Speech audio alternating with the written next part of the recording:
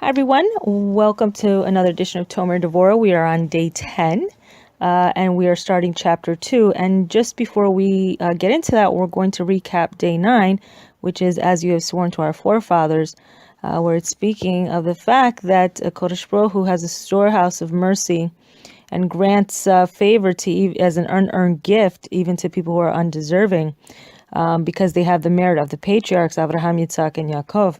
And likewise, because Kodesh Baruch Hu extends that mercy to us, he is expecting that we are in turn showing the same mercy to each other.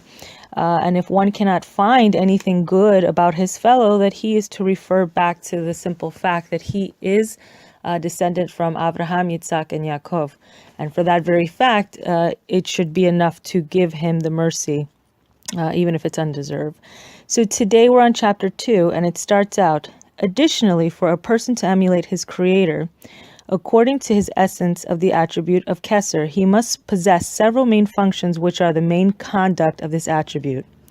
The first and most encompassing is the trait of humility. It is contingent on the attribute of Keser, for it is the most sublime of all the attributes. Nevertheless, it does not exalt itself or hold itself in esteem. On the contrary, it always descends gazing downwards. There are two reasons for this. One reason is that it's ashamed to gaze at its cause. Instead, he from whom Keser emanates watches over it at all times in order to benefit it while gazing at those below. Similarly, man should be ashamed to gaze upward in order to hold himself aloof. Rather, he should always lower his gaze and minimize his self-worth as much as possible. This quality is contingent mainly on the head. For a person holds himself aloof by raising his head upwards, whereas a humble person lowers his head. Let's keep in mind this doesn't mean to, put yourself down, and so let's keep that in perspective and context. But we're going to move on.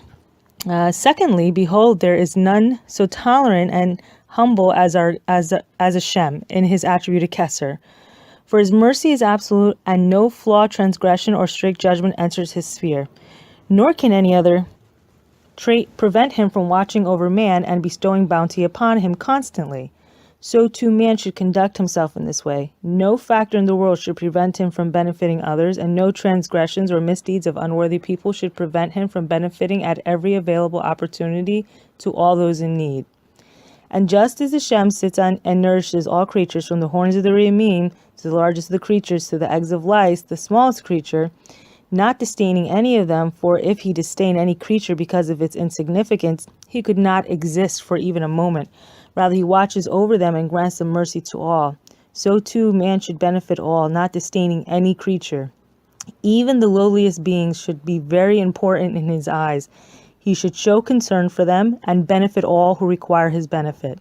This attribute generally is contingent on the attribute of Keser, the essence of the supernal head. This concludes day 10 of Tomer Devorah.